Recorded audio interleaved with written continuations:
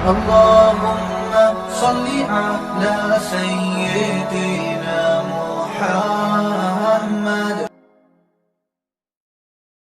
الحمد لله نحمده ونستعينه ونستغفره ونؤمن به ونتوكل عليه ونعوذ بالله من شرور أنفسنا ومن سيئات أعمالنا من يهده الله فلا مضل له.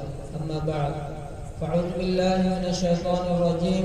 بسم الله الرحمن الرحيم. لقد كان لكم في رسول الله أسوة حسنة. آمنت بالله صدق الله العظيم.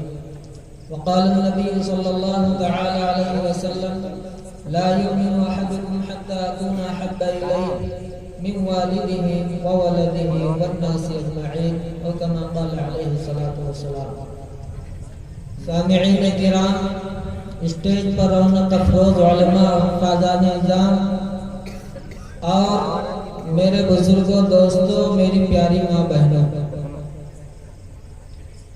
سب سے پہلے تو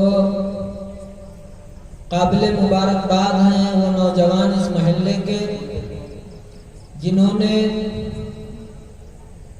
اس جلسے کو رونق بخشی اور اس کے لیے محنت کی، دوڑ دھوپ کیا، وہ سب قابل مبارکباد ہیں.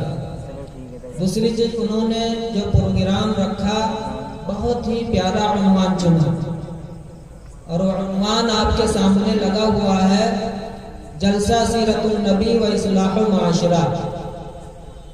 انہی دو چیزوں کو سمجھنا ہے. اسی کے اوپر باہر سے علماء کرام بھی تشریف لائے ہوئے ہیں. مولانا محمد امین صاحب بہرائچی بھی تشریف لا چکے ہیں.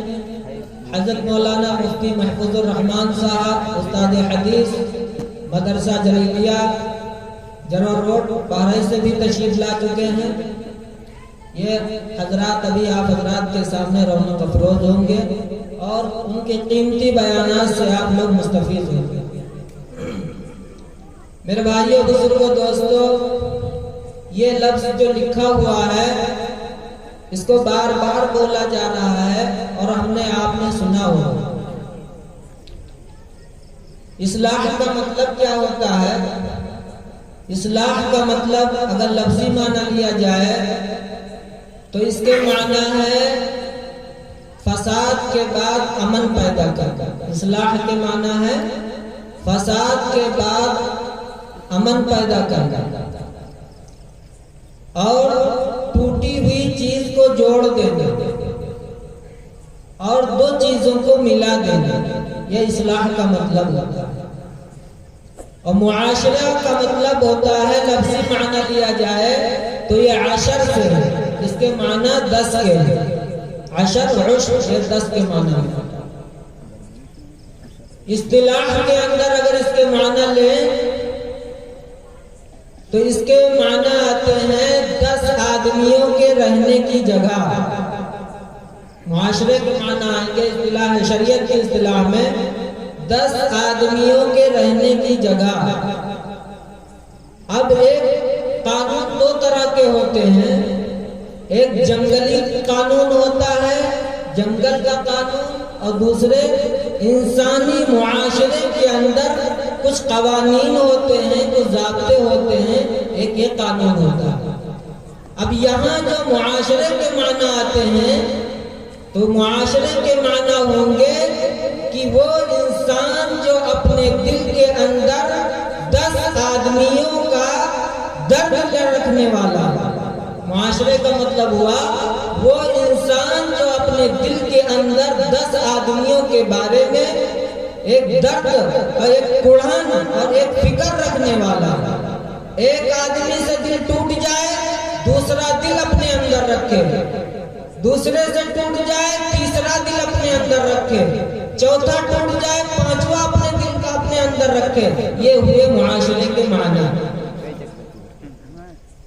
اب یہ نہیں کہ ہم ایک فیتا لے کر بیٹھ جائیں اور ہم حقوق کو ناپنے لگیں کہ میاں کے بیوی کے کیا حقوق ہیں، ماں باپ کے کیا حقوق ہیں. صرف ناپنے کے لیے نہیں بلکہ اس کو پورا کرنے کے لیے.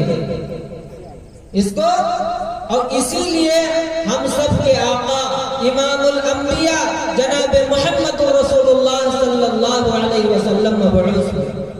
پیارے آقا علیہ الصلوۃ والسلام نے فرمایا انما بعثت لاتمم مکارم الاخلاق، میری بعثت کا مقصد یہی ہے کہ میں مکارم اخلاق کو مکمل کروں۔ ایک موقع پر آپ صلی اللہ علیہ وسلم نے ارشاد فرمایا کہ ساری دنیا اللہ کی عیال ہے، اللہ کا کنبہ ہے، تم میں سب سے بہتر وہ شخص ہے جو مخلوقات کی ضروریات کو پورا کرنے والا ہے۔ اور یہ سب سے بڑی صفت اور سب سے بڑی خوبی پیارے آقا علیہ الصلوۃ والسلام کی یہ تھی کہ مخلوقات کی ضروریات کو اور ان کے خیالات کو، ان کے ساتھ اچھے معاملات، ان کے ساتھ اچھا سلوک، ان کے حقوق کو ادا کرنا، یہ آپ صلی اللہ علیہ وسلم کا وصف تھا۔ میرے بھائیوں، بزرگوں، دوستوں، ہم اس دنیا کے اندر آئے ہیں اور ایک دن چلے جائیں گے، تو کیا ہم اس دنیا کے اندر یوں ہی آئے ہیں، یوں ہی چلے جائیں گے، یا ہمیں اس پر غور و فکر بھی کرنا ہے؟ قرآن ہمیں دعوت فکر دیتے ہوئے کہتا ہے افحسبتم انما خلقناکم عبثا وانکم الینا لا ترجعون، کیا تم یہ گمان کرتے ہو کہ ہم یوں ہی پیدا کر دیے گئے اور ہمیں اللہ کے پاس نہیں جانا ہے، حساب و کتاب نہیں دینا ہے، ہم بیکار پیدا ہوئے، بے مقصد پیدا ہوئے؟ نہیں، با مقصد پیدا ہوئے ہیں، ہم بے مقصد پیدا نہیں ہوئے ہیں۔ وہ مقصد کیا ہے؟ وہ دو مقصد ہیں، ایک تو حقوق اللہ کی ادائیگی اور دوسرے حقوق العباد کی ادائیگی۔ اگر ہم حقوق اللہ کی پابندی کریں گے اور حقوق العباد کی پابندی کریں گے تو ہم نے سمجھ لیجیے اپنے مقصد کو پورا کیا۔ اگر ہم صرف حقوق اللہ کو ادا کریں گے، نماز ہی پڑھیں گے، روزے رکھیں گے، تلاوت ہی کریں گے اور تمام عبادات جو ہوتی ہیں وہی کریں گے اور حقوق العباد کو چھوڑ دیں گے، تب بھی مقصد پورا نہیں ہوگا۔ اس لیے یہ دونوں مقاصد ہمیں مد نظر رکھنے ضروری ہیں، حقوق اللہ اور حقوق العباد، اور حقوق اللہ کی بنسبت حقوق العباد بہت سخت مسئلہ ہے۔ پیارے آقا علیہ الصلوۃ والسلام نے ایک موقع پر جب حضرت جبریل امین پہلی وحی لے کر آئے اور سورہ اقرا کی 5 آیتیں آپ صلی اللہ علیہ وسلم کے قلب اطہر پر نازل کی گئیں تو اللہ کے نبی صلی اللہ علیہ وسلم ڈر گئے۔ آپ علیہ الصلوۃ والسلام حضرت خدیجہ جو آپ کی چہیتی اور لاڈلی بیوی ہیں ان کے پاس آئے، پورا واقعہ بتایا تو اللہ کے نبی نے فرمایا لقد خشیت علی نفسی، میں ڈر رہا ہوں، میرے اپنی جان کا خطرہ نظر آ رہا ہے۔ تو حضرت عائشہ رضی اللہ تعالی عنہ نے دیکھو کیا فرمایا، آپ کی عبادات کا تذکرہ نہیں کیا بلکہ آپ صلی اللہ علیہ وسلم جس معاشرے کے اندر آپ کا چلنا کیسا تھا، آپ کا چلنا پھرنا کیسا تھا، آپ کا سونا جاگنا کیسا تھا، آپ کا رہن سہن کیسا تھا، پڑوسیوں کے کیا حقوق تھے، ایک دوسرے سے ملتے تھے کیسے ملتے تھے، آپ ایک دوسرے کی مدد کیسے کرتے تھے، ان اوصاف کو حضرت خدیجہ الکبریٰ رضی اللہ تعالی عنہ نے گنا کر تسلی دی اور قسم کھا کر فرمایا واللہ لا یخزیک ابدا، اللہ کی قسم اللہ آپ کو رسوا کبھی نہیں کرے گا۔ انک لتصل الرحم، آپ تو رحم کرنے والے ہیں، وتحمل الکل، آپ تو لوگوں کا بوجھ اٹھاتے ہیں، وتقری الضیف، آپ تو مہمانوں کی مہمان نوازی کرنے والے ہیں، وتکسب المعدوم، جو کما نہیں سکتا آپ اس کو کما کر کھلانے والے ہیں، وتعین علی نوائب الحق، اور آپ حق کی مدد کرتے ہیں۔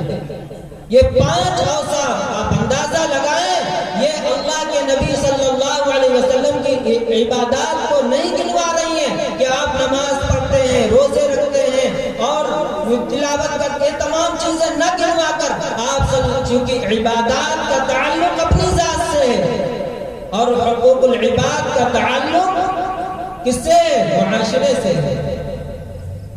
معاشرہ یہ نہیں دیکھے گا، جس سماج جس سوسائٹی کے اندر رہ رہے ہیں وہ آپ کی نماز نہیں دیکھے گا، آپ کے روزے کو نہیں دیکھے گا، آپ کے قرآن کی تلاوت کو نہیں دیکھے گا۔ معاشرہ یہ دیکھے گا کہ آپ کا پڑوسی ہے، اس کے ساتھ آپ کیا حقوق ادا کر رہے ہیں، آپ کی بیوی ہے، آپ بیوی کے حقوق ادا کر رہے ہیں یا نہیں کر رہے ہیں، آپ کی ماں باپ ہے، ان کے حقوق آپ ادا کر رہے ہیں یا نہیں کر رہے ہیں۔ معاشرہ یہ دیکھے گا۔ آپ ایک زمیندار ہیں، کسی کی زمین آپ کے بغل میں ہے، دیکھا جائے گا کہ اس کے ساتھ آپ کیا معاملہ کر رہے ہیں، اس کے زمین کے ساتھ۔ اسی طریقے سے آپ کسی سے قرض لیے ہیں، وہ قرض کو کیسے ادا کر رہے ہیں، یہ سب معاشرہ دیکھے گا۔ معاشرہ یہ نہیں دیکھے گا، آپ کی نماز کو نہیں دیکھے گا۔ اس لیے پیارے آقا علیہ السلام نے بہت لمبی حدیث حجۃ الوداع کے موقع پر اللہ کے تفصیلی گفتگو اللہ کے نبی صلی اللہ علیہ وسلم نے کی ہے۔ اس کے بعد فرمایا ہے اللہ کے نبی نے سارے چیزیں گنا کر کہ فرمایا اللہ کے نبی صلی اللہ علیہ وسلم نے لوگوں سنو الا ان ربکم واحد، تم سب کا رب ایک ہے، تم سب کا رب ایک ہے۔ اور اللہ کے نبی نے فرمایا الا ان اباکم، تم سب کا باپ بھی ایک ہے، تم سب کا باپ بھی وہ ایک ہے، وہ آدم علی نبینا علیہ السلام ہے۔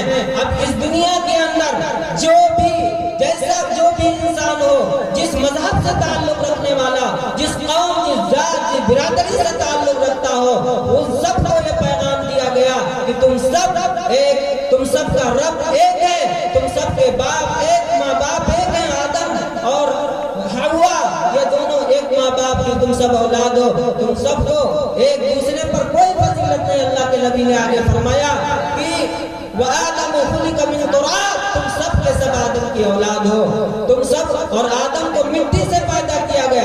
پتہ چلا کہ حضرت انسان کو ان کی اصل جو ہے، ان کے اصل مادہ جو ہے مٹی کی، ان کی تخلیق کا اصل مادہ وہ مٹی کا ہے، اور سب کے سب حضرت آدم کی اولاد ہیں، اور سب کا رب ایک ہے۔ آگے اللہ کے نبی نے فرمایا لا فضل عربی علی عجم، کہ عربی کو عجمی پر کوئی فضیلت نہیں۔ کوئی عرب والا ہے تو کہے ہم بہت اونچے خاندان والے ہیں، ہم بہت اونچے ہیں، بلند مقام مرتبہ ہے۔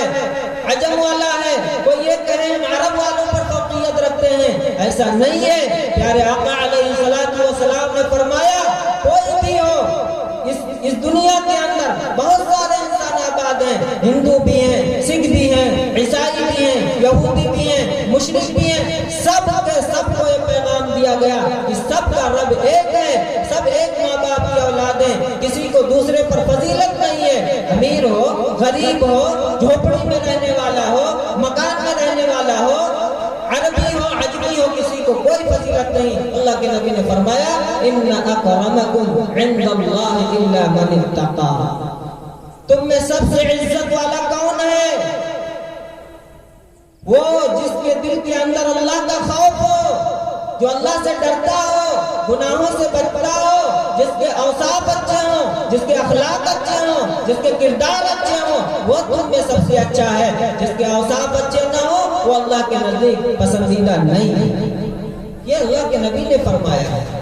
اس لیے میرے بھائیوں، بزرگوں، دوستوں، اس معاشرے میں اس چیز کی ضرورت ہے کہ ہم اپنے اندر 10 آدمیوں کے جذبات اور ان کی فکر اور ان کی ضروریات کو پورا کرنے والے بنیں، وہ اخلاق اپنے اندر پیدا کریں۔ آج اسی موضوع کے اوپر مہمان کرام جو آئے ہیں یہ گفتگو کریں گے انشاءاللہ تفصیل کے ساتھ، میاں بیوی کیسے ایک دوسرے کے حقوق کس طریقے سے پامال کیے جا رہے ہیں، معاشرے کا کیا ماحول بن چکا ہے، کتنی ہماری ماں بہنیں ہیں جو موبائل ناجائز استعمال کر کے وہ مرتد ہو رہی ہیں۔ ان سب کے اوپر ابھی انشاءاللہ گفتگو ہوگی تفصیل کے ساتھ۔ آپ حضرات تشریف رکھیں۔